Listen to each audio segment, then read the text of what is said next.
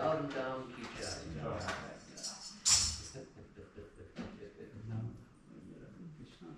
Krishna is here, Vrindavan is here. Thank you very much.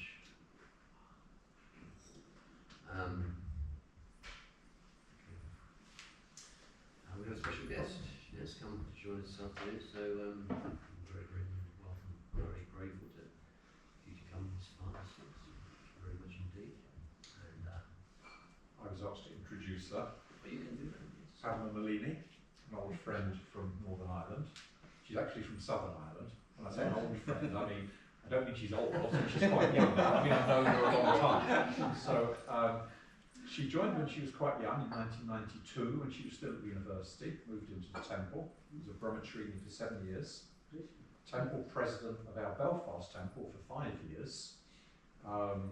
Lived in the Alachua devotional community in Florida for some years, I think, didn't you? And then a Gurukul teacher at Bhaktivedanta Manor for 8 years. And now she lives in Dubai as an art teacher. Good. But she's still Krishna conscious. Very nice. You're here for what? From Sorry? Dubai? You're visiting from Dubai? Yeah. Going back to Dubai, but I came from Ireland, so Right. Ireland here. Okay. Well, thank you very much for coming.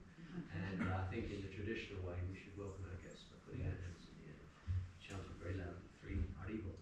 Haribol! Haribol! Haribol!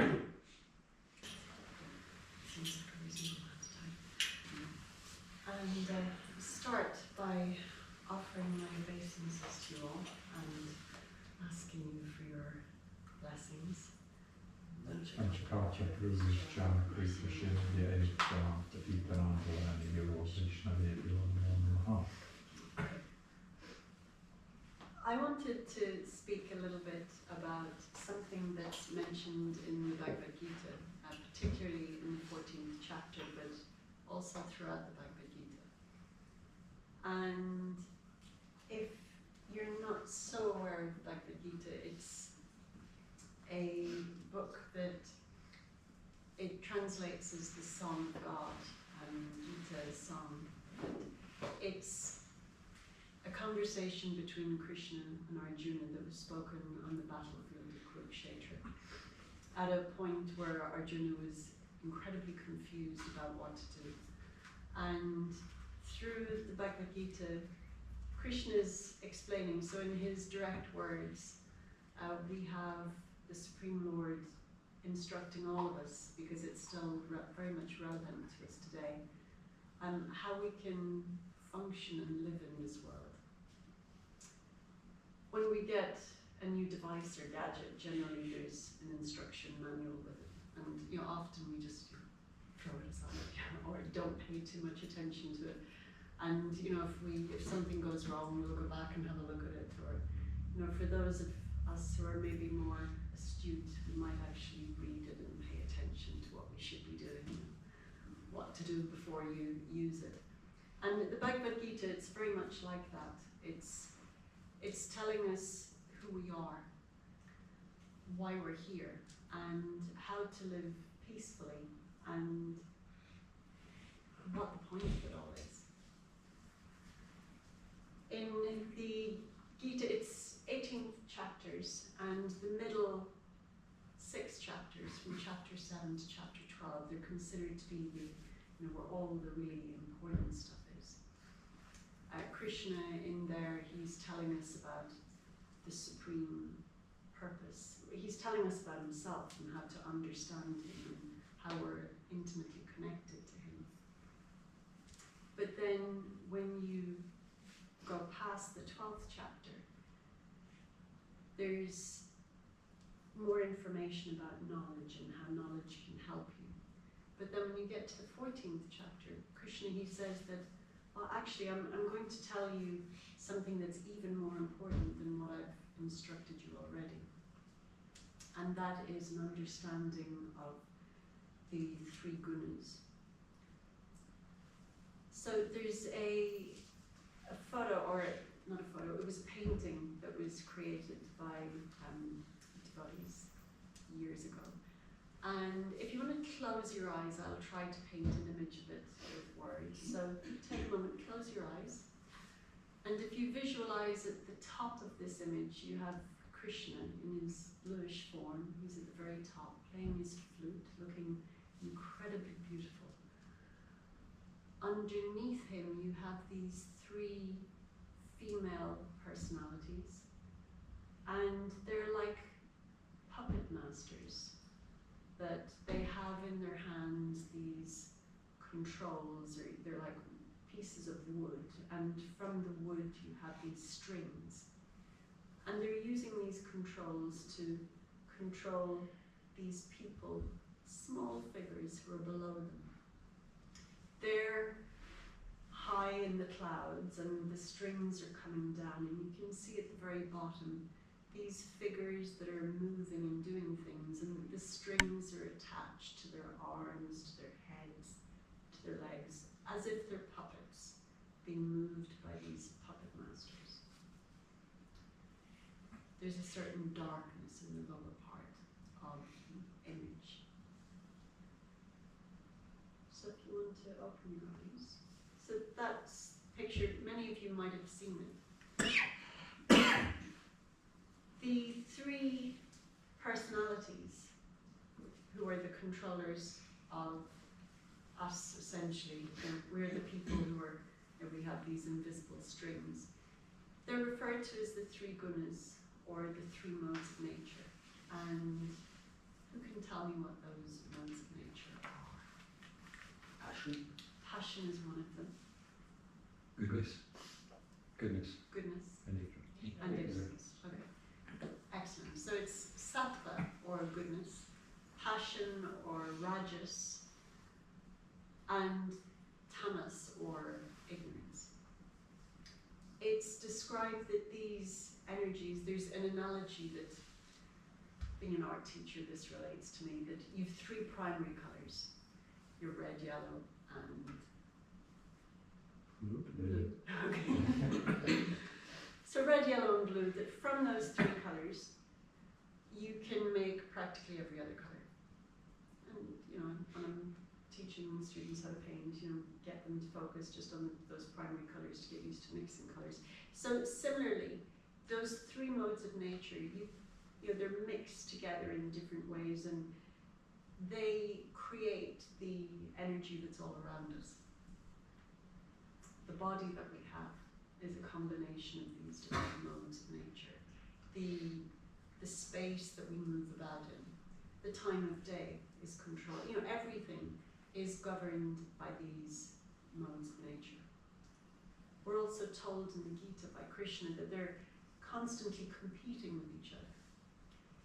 But Krishna very clearly explains that understanding these and how they work, that it can actually enable you to come closer to him.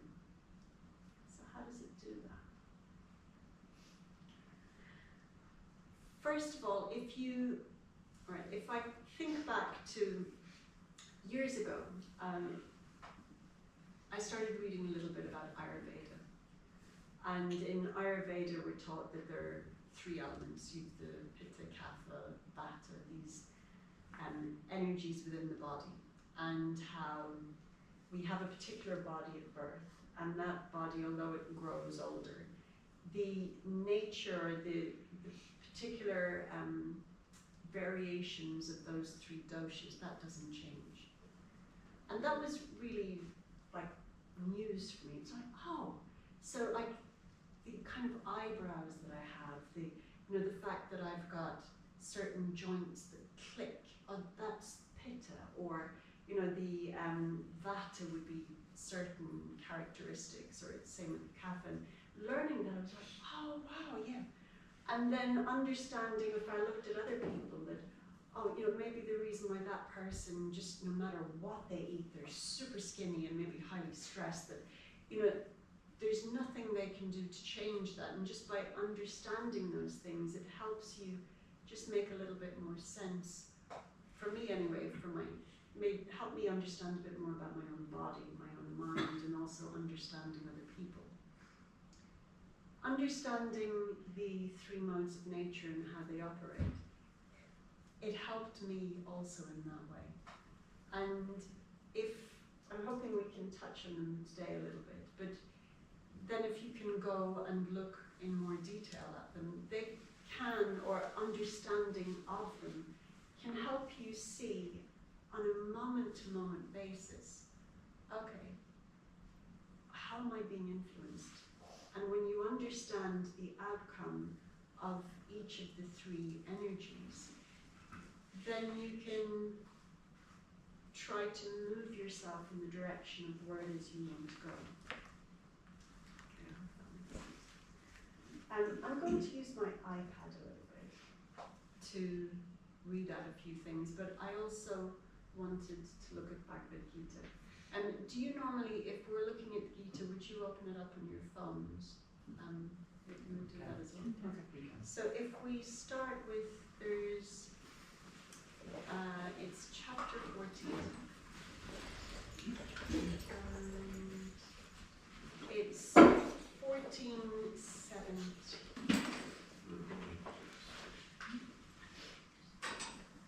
Yeah, 14:17.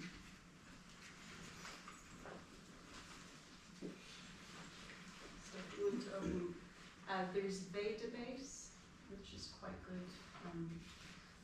Now I wanted to read the verse before, which is verse 16. But then we'll read the verse in chapter 14. That's right.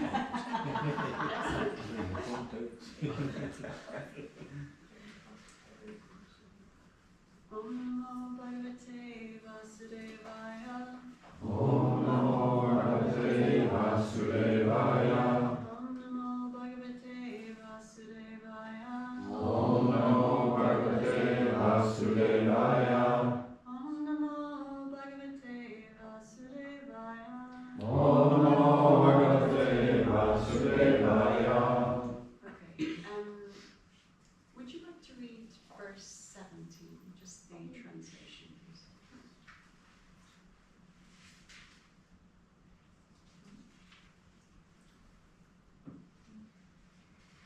And from the mode of goodness, real knowledge develops. From the mode of passion, greed develops. And from the mode of ignorance, develops foolishness, madness, and illusion. Okay, thank you. So Srila Prabhupada, in that purport, he elaborates on that in quite a bit of detail. And we'll go through that again a little bit more. But then text 18. Would someone like to read text 18? Those situated in the mode of goodness gradually go upwards to the higher planets. Those in the mode of passion live on the earthly planets. And those in the abominable mode of ignorance go down to the hellish worlds. So in the purport, Srila Prabhupada says that in this verse, the results of actions in the three modes of nature are more explicitly set forth. So goodness, it's when that energy is prevalent or is dominant, then we understand things clearly. We can be peaceful. And if a person at the time of, well, if most of their activities are in goodness, they'll attain a better birth. Passion, it's very much greed develops. Passion, it's about activity and just attachment, wanting more. And those who are in passion, they tend to stay on the earthly planet in some form or another. No guarantee that it's a human form. And then the nature of ignorance is that there's foolishness and madness and illusion that develops, and in future life that you would be degraded, so you would go down. In this purport, Srila Prabhupada, he's explaining at the very end of it, there is an opportunity for men in the mode of ignorance and passion to be elevated to the mode of goodness. And that system is called Krishna consciousness. But one who does not take advantage of this opportunity will certainly continue in the lower modes.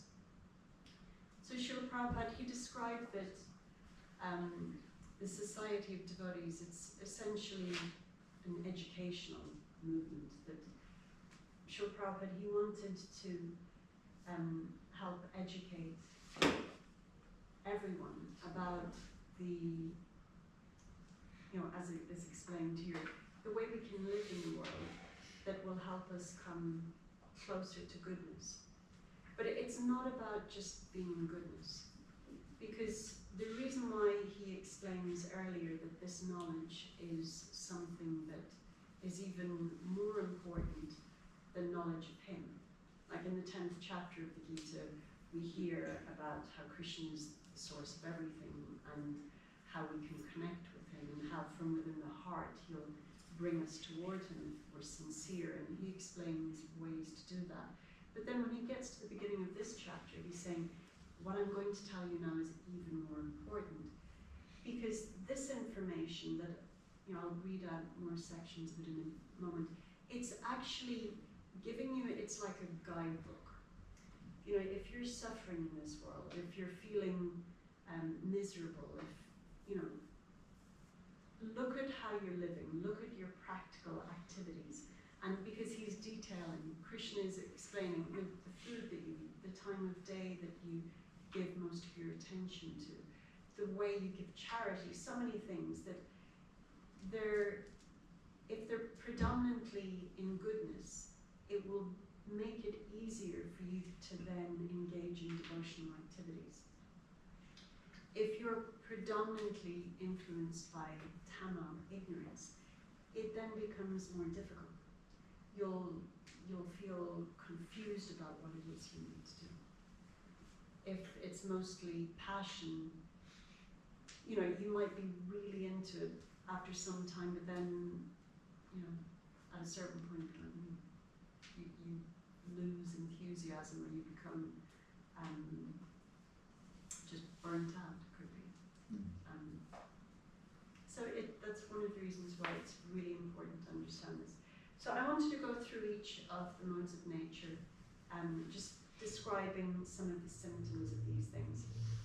This is elaborated in the 14th chapter, but also throughout the rest of the Gita. Krishna, he explains further. I think in the 17th and 18th chapter particularly, there's more information about how to control the mind, how to control the body according to the different modes of nature. I'm going to go to this one. So, goodness. At a certain age, the necessity of different glasses. I walk around school with 2 sets of glasses half the time. People looking at me like, what's wrong with you? Alright, so we have the mode of goodness. So the mode of goodness, it's considered in the beginning of the 14th chapter, 14.6. Krishna, he explains that the mode of goodness is purer than the others. It's illuminating and it frees us from sinful reactions. So it's in the purport he's explaining that sattva, or goodness, it uplifts the soul. And those situated in that mode, they become conditioned by a sense of happiness and peacefulness, contentment, and also knowledge. And the symptoms of that are that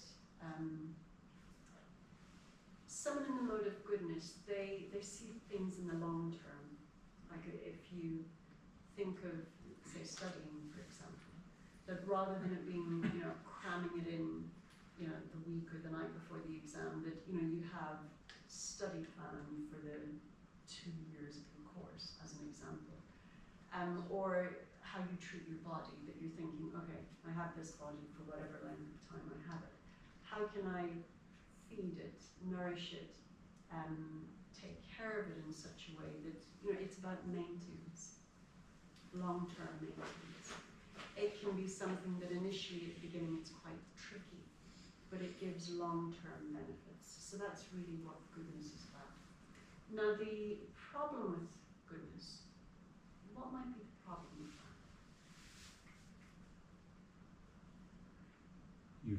content with where you're at and you don't strive spiritually. And often, if you meet people that are predominantly in goodness and you try speaking to them about spiritual activities,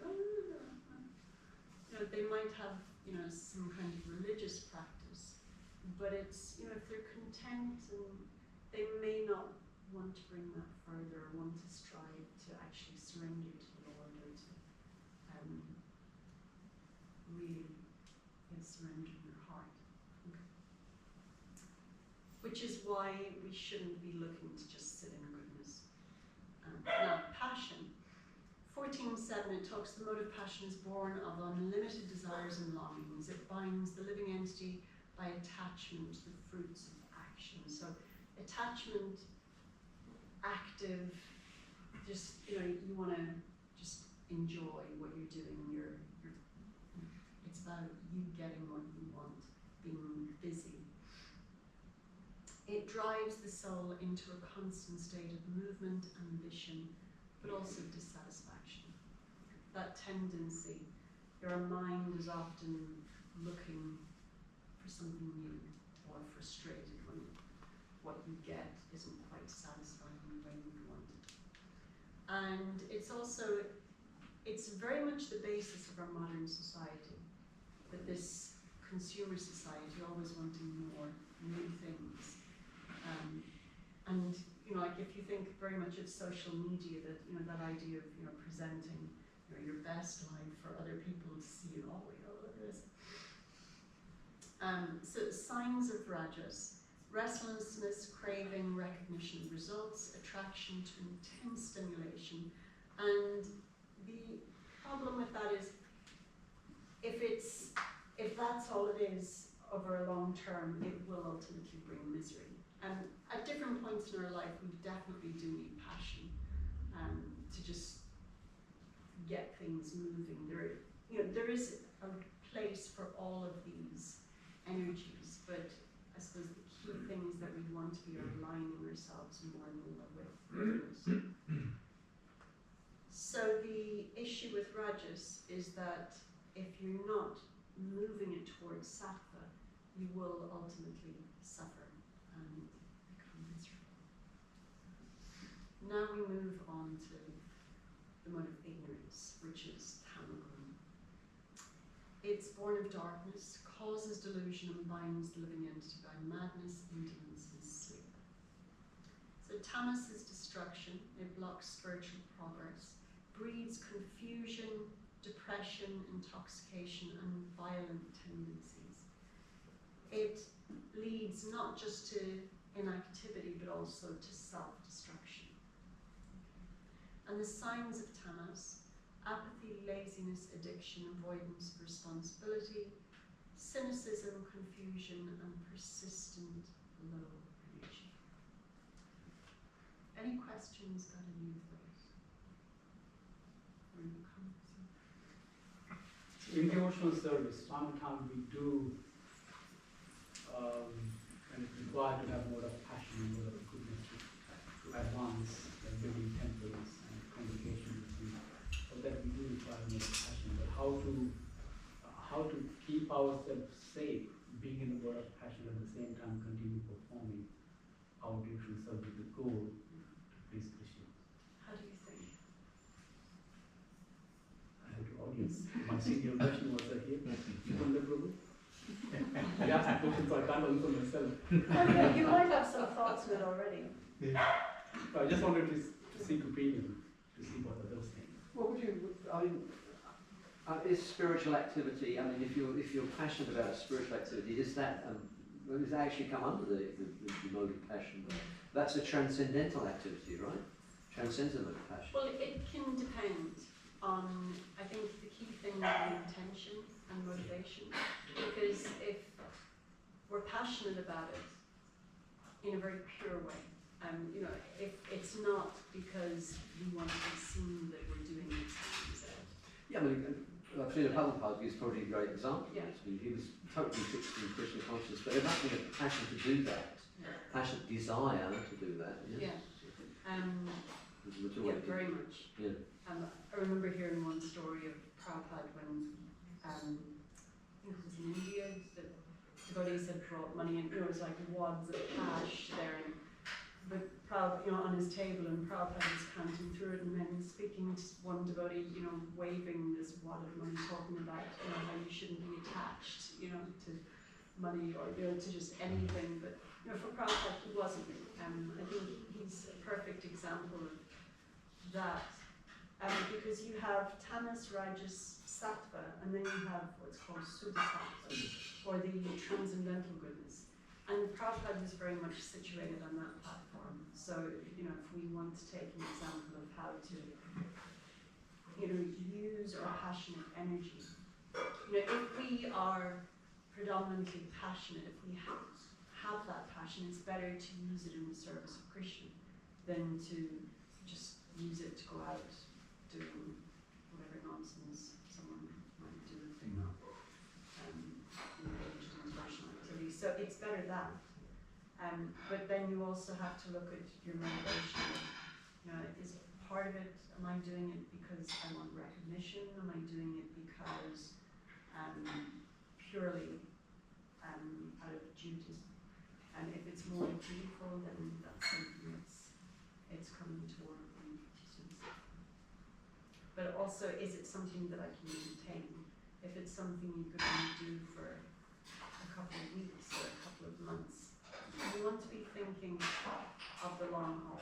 Okay, 20, 30, 40 years from now, what am I going to do? Will I still be able to get up at 5 in the morning to chant most of my lunch or whatever time it is? Or, how can I adjust my life to allow that to happen? And then, okay, so we have the modes of nature, they're competing with each other. They're all the time trying to, one to be more dominant than the other. And the different times of day are influenced by different modes of nature. Different food, music, even the company that we keep is influenced by different energies. So if we look at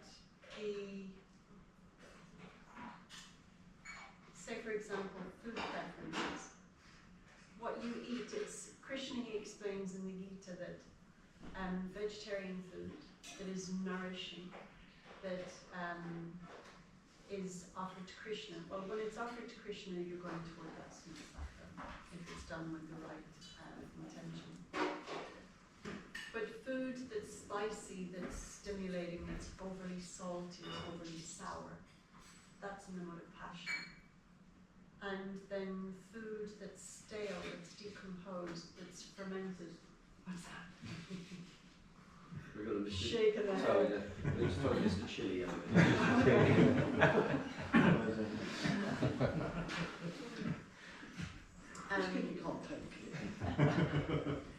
Food that's stale, that's decomposed or fermented or not offered, that's more of ignorance.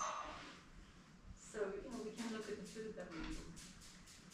Time of day. So from 4 a.m. to 10 a.m., or even slightly earlier, that's more of the goodness. From 10 a.m. to 8 a.m., it's more passionate activity. And then from 8 p.m. to 4 a.m., well, I've heard it's slightly different, where it's a little bit earlier in the morning, from like 2, 3 in the morning through to about 8, 9 in the morning, but it's there's different timings. But early morning, it's more sattva. Middle of the day, more passionate, and evening time, it's more ignorant activities. I think we probably all have an experience of that we, like say if you're chanting, if you try chanting earlier in the morning, it's generally a lot easier, whereas late in the evening, it's just, you can just go all over the place. Or if you look at the kind of activities that are generally done during different times of day, like you don't normally see most people going out and getting drunk at 8 a.m. Generally, that's not the case. That's more in the evening time. And you know, most people going out and being like active and working during the middle of the day. And so the best times for prayer, meditation, and just reflective activities are in those morning hours. Daytime, just being working, being ambitious, social activity, and nighttime, it's best to just go to sleep. And you know, that's, I suppose, Tama, that's the perfect use of that tamasic energy, is at that time of the day to just go to sleep, because our body does need sleep to function in a healthy way. So some practical tips regarding that. To try to rise early, you know, even if that's just 10 minutes earlier before you're going about and doing your day.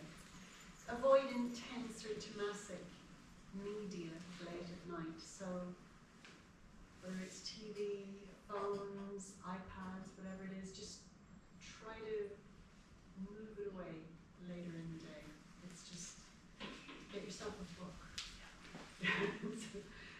Maybe some drawing activities, or just, you know, spend time with family. Just disconnect from media devices. Can you just underline bold and capitalize it? Is it like I'm sitting up there playing games? I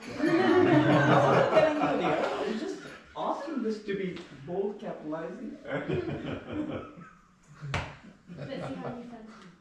So in terms of studying, for example, the better times of the day would be when for you? When do you find it easier to study? Well, in the morning, but there's too much content, so I study throughout the day. Throughout the day.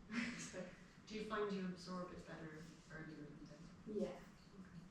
So maybe, are there particular things that you could maybe then do later in the day that would, you know, the way there's different methods of studying that? Yeah, I tend to do like exams in the morning and then just sort of like revision as the day goes on.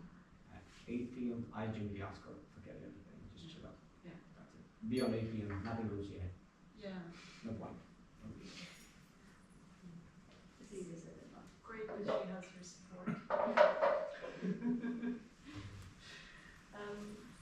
Alright, some other things. So in terms of how are we conditioned by the modes of nature?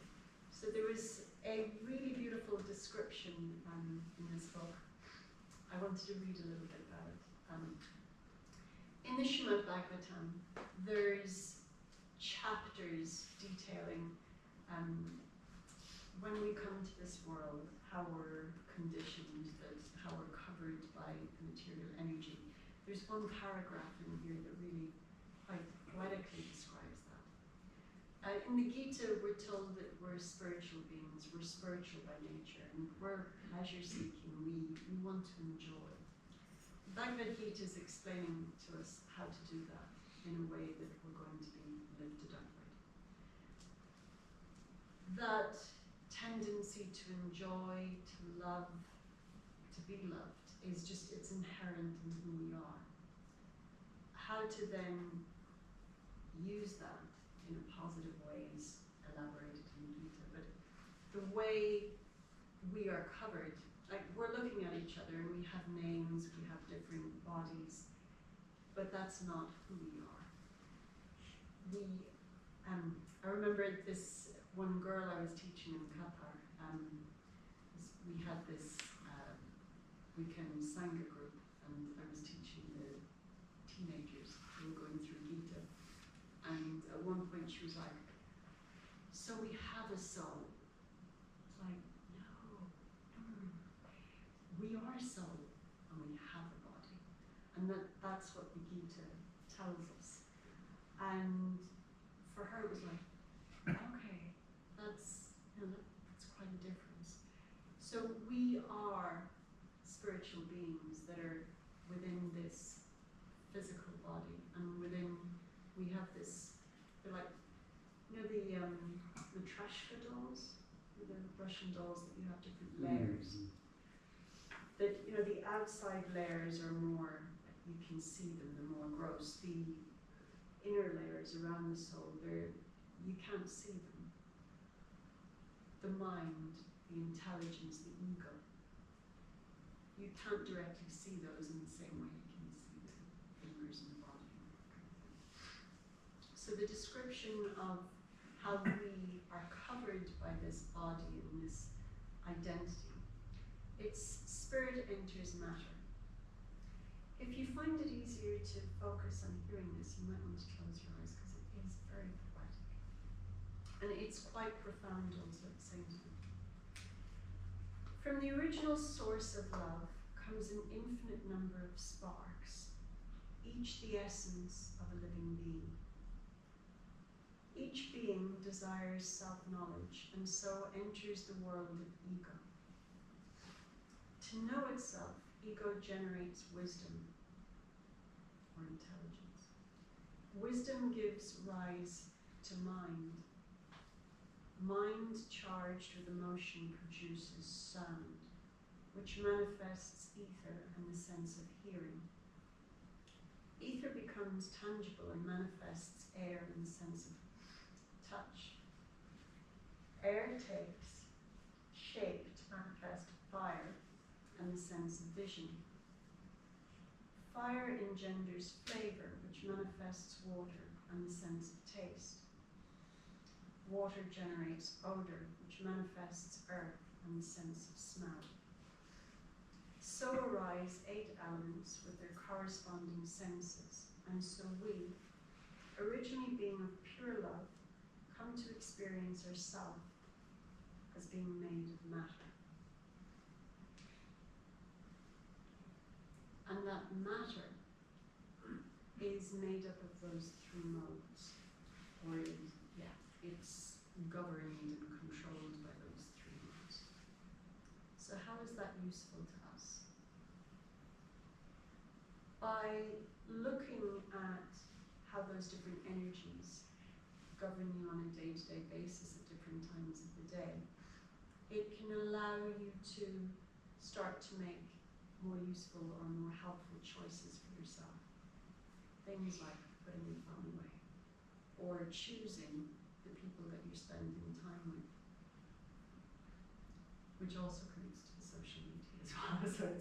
But look for people who are more sattvic in their approach to life, but rather than it just being all about what you can get, that they're also looking at helping others, serving others, giving back to society. Ideally, those who are trying to serve God in different ways. We want to, although we have to work in the world and have to engage in so many activities, to try to retain a sense of calm and purpose and just steadiness. That can be done through reading Gita, through chanting the Hare Krishna Maha Mantra. It's a way for us to plug directly into that pure goodness. But in order to do that, if we're predominantly in tamas, it can be very difficult to then make that clean connection.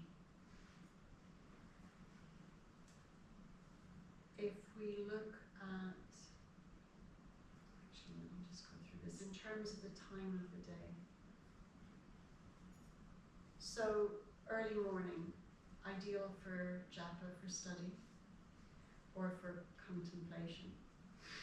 In the Srimad Bhagavatam, it's described that he should rise early in the morning before sunrise, and after his morning duties, meditate upon the Lord. So during the day, we engage in work, problem-solving activities, various transactions. That's the time of the day where you want to focus on productivity, on the more ambitious activities. So then evening time is the time of fatigue, escapism, Netflix, possibly, gossip or overeating. We're told that Kali Yuga, the influence spreads strongest in tamasic hours.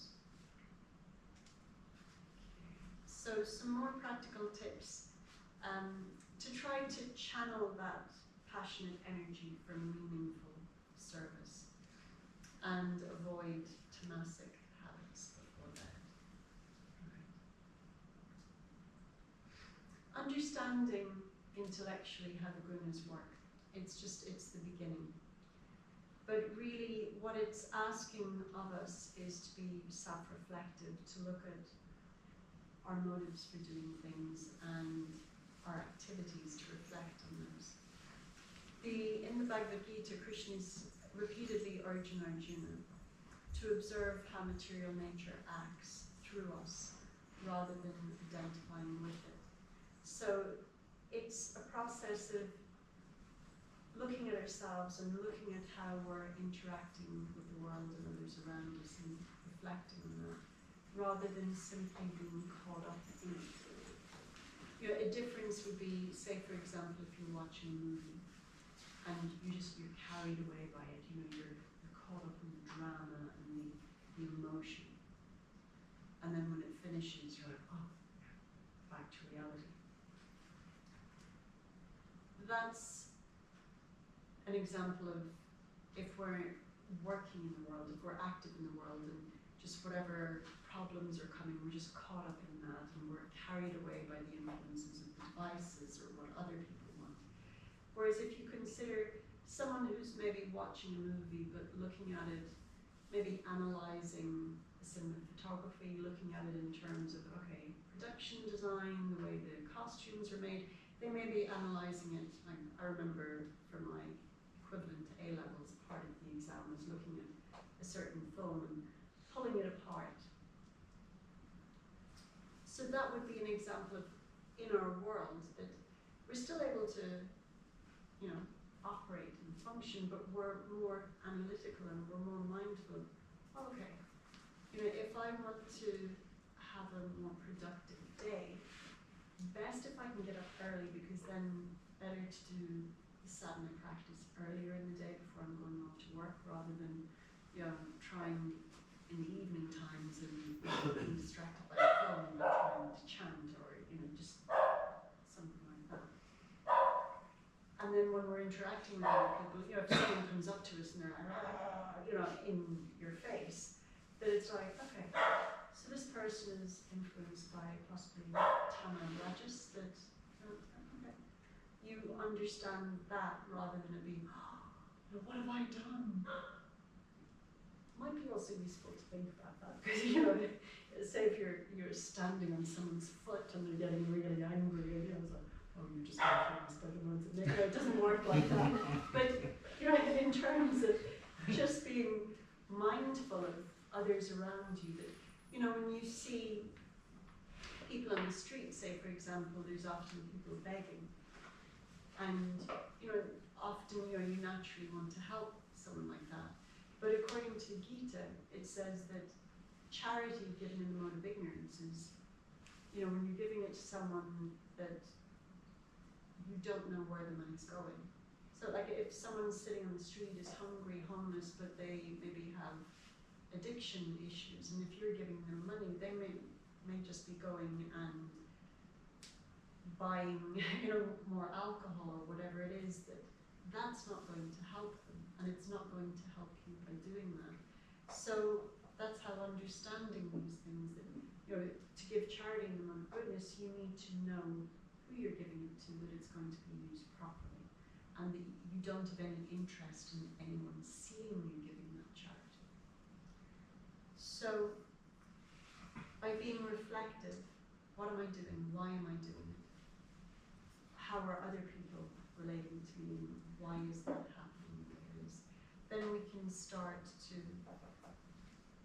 put the teachings of Krishna, we can start putting those into practice in a very practical way in our day-to-day lives.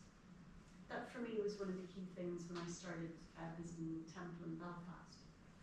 Because reading the books was brilliant, but then, you know, when you spend time with devotees, you see that, oh, you know, you can actually, this stuff is quite relevant just in terms of, you know, if you offer your food to Krishna, or, you know, if you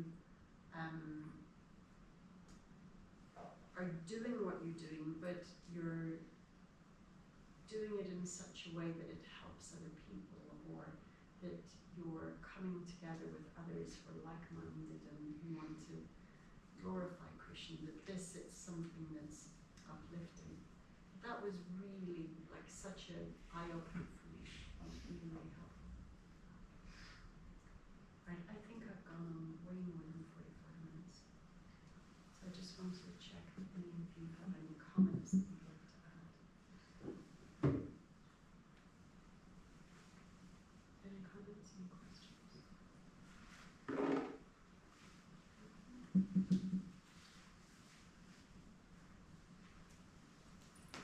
And there was one thing I just wanted to finish with to read, in terms of strategies, things that you can do with this. So in terms of work and career, choose service-minded or ethical work as much as possible, and attempt to offer the results to Krishna however you can. In terms of family life, practice conscious parenting and sharing spiritual time together. With media, minimize overstimulation. Choose inspiring, thoughtful, or bhakti-aligned content. Home environment. Keep our spaces clean. So keep our home clean, peaceful, and infused with devotion.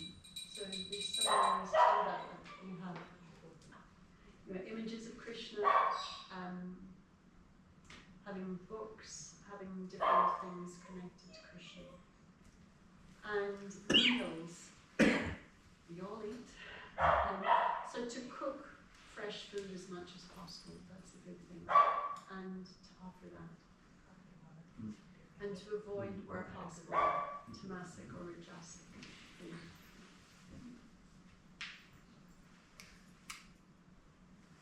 So those were some thoughts.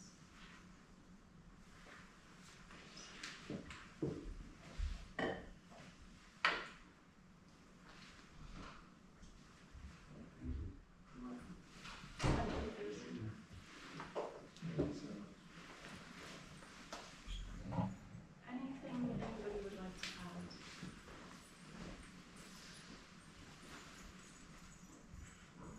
What about when you're stuck? Say you feel you're stuck in the modes of passion and ignorance, and you're doing, you have some association, you try and read, you try and chant, you go to the temple, you do some service, but you still feel you're essentially stuck in the lower modes. How do you get yourself out? How do you get yourself out?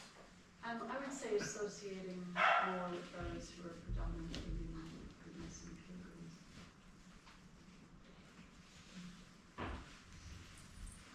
Which, we have to then make choices that will allow that to happen. And here it could be, instead of watching something on Netflix, that we go to a lecture on YouTube. But it's moment-to-moment choices that we make. And being honest about those things can be very difficult. Because it can be comfortable to just sit back here and just watch this movie tonight. It's just a movie. And then the same thing next. I've had a long day at work. It's my way to relax. We can tell ourselves some things. I think, which is why just to be reflective. Maybe it might be easier earlier in the day to be reflective on those things. Setting goals for ourselves. Okay, so maybe once a week I'm going to try do something and bring me out. Any thoughts on that? Well, just a comment, actually, an observation, really, something that has always fascinated me about the Bhagavad Gita and about Krishna consciousness in general, that this information about the Gunas and everything else, it's not you never find it anywhere else in any other religion as far as I'm aware of, or any other spiritual process that I'm aware of. So it's one of the most, it's really amazing, it's always amazed me. It makes what makes Krishna consciousness so unique and so special in many ways, and this information and this realisation of this is such something which is totally unique and totally amazing. It's a beautiful philosophy that we don't find anywhere else. You know? And I'm presuming, and from what I've heard also, that these modes also affect religions as well. And there's religion in the mode of ignorance, religion, and you know, so it explains everything very clearly, and it puts everything in perspective when you understand it, how everything works. And this information just doesn't come anywhere else. But also for me, just in that regard, because any religion can be practiced in tamasic, rajasic, or sattvic ways. That, you know, if religion is used to justify violence or hurting other people, or just, then, you know, any religion is, you know, that's a tamasic interpretation, practice of that. And, you know, if the person is practicing religious tradition, even bhakti yoga, but it's all about what people, you know, how I appear to other people. If it's about, just making, you know, I want to get this, and this done, or, you know, I want to have all these books on my bookshelf so I can, you know, when people come in, they'll be able to see all my books, you know, when you don't sit and study and, you know, actually apply them. So, you know, that's, I'm talking about myself here. And then in goodness, you know, Prabhupada, he said that in, you know, when he was preaching to different priests and bishops, or, you know, from any religion, just, you know, practice what you've been taught, you know, do that properly, because, follow what you're told, because if it's done in the right way, it will bring you to God.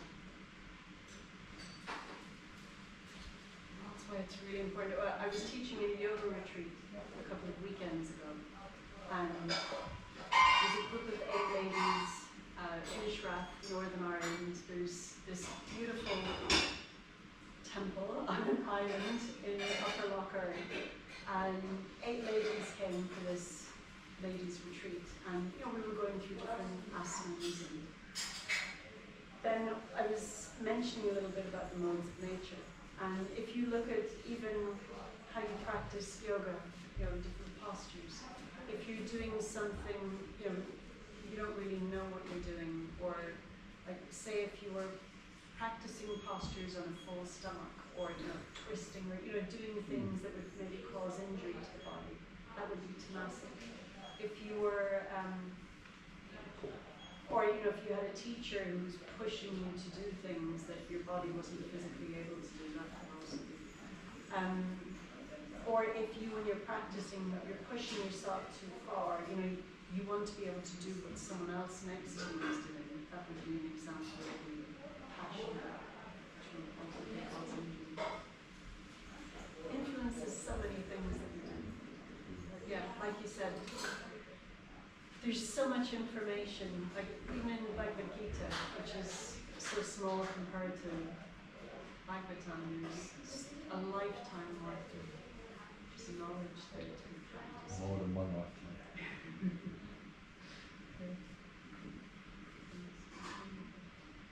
Unfortunately, luckily he's no longer with us.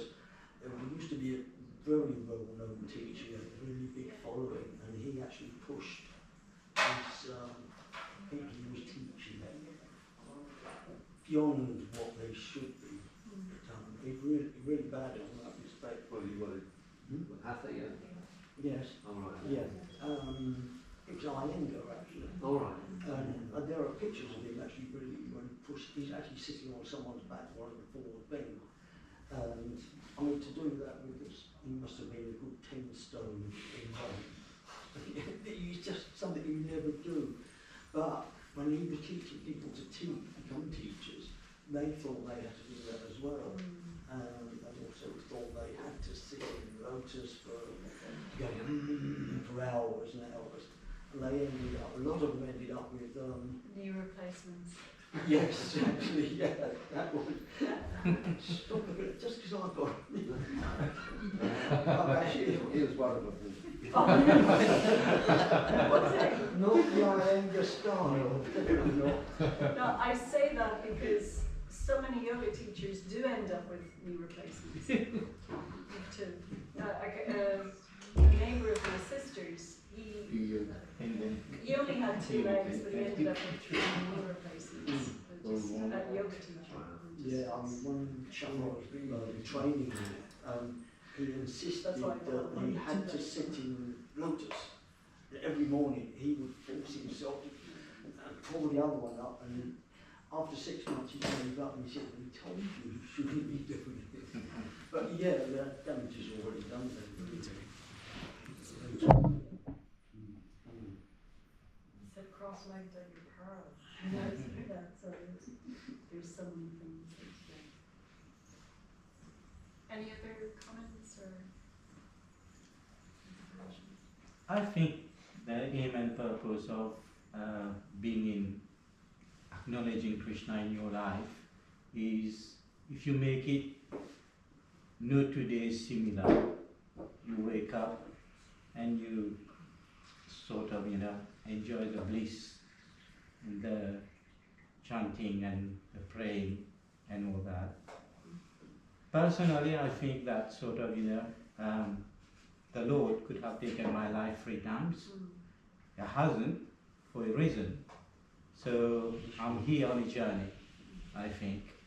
And the journey was to save my soul. And since I've joined the group, I feel I'm on the right path. That's the aim and purpose God wanted for me, Krishna wanted for me. To be alive, to save my soul, personally. I think that's the beginning of the journey. One thing I'd say with that even like on days where you wake up and you might not feel the bliss, you still pick up your beads anyway and do it anyway, because sometimes it can do it. But you still. Yeah, I mean, you just have to say Hare Rama, Hare Krishna. You are there. Your day starts. Yeah. With the right motivation. Even if you're low, if you're experiencing difficulties or whatever it is, put it in the hands of the Lord. Put it in Krishna's hand. He will help you. He will solve it for you. He will guide you. He will direct you. Yeah, that's the ideal. You mustn't give in to the mind. You mustn't let your mind distract you, because it always will. It's important. No. I'm going to chant. For some reason. I don't know why. Mostly irritating. This world can be a cruel place at times when we think of it, all the interferences, all the negativity, whatever is happening. 2025 has been a very bad year in some way when we look at it, but from the perspective of a devotee, praying and sort of, knowing Krishna in your life, we can navigate through all these negativities and all that. Yeah, it's explained that our mind works in 2 ways. One is that it's always looking for the thing that you need to be happy.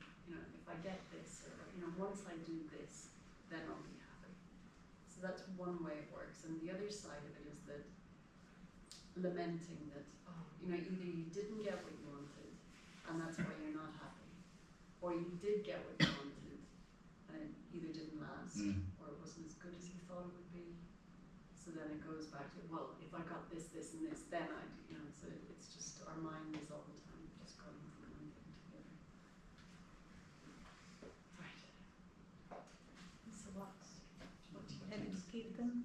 Yeah.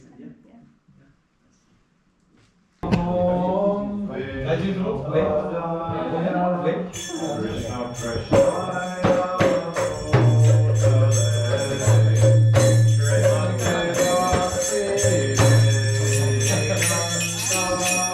Swami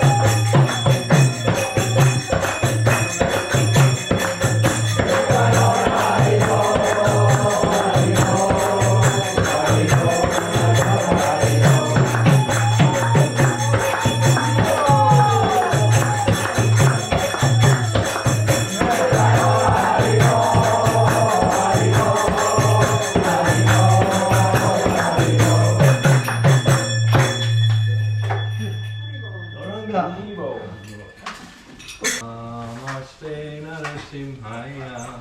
Namaste Narasimhaya.